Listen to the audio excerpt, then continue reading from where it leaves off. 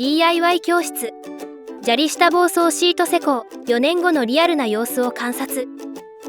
防草シートを敷いた後に砂利を施工した地面の施工から4年後の様子がこちらです。砂利の下に防草シートを敷いてありますが、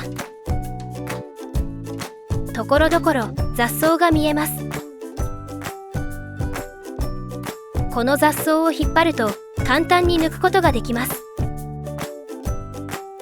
よく観察してみると、シートの上の砂利の層だけに根を張って生えていました。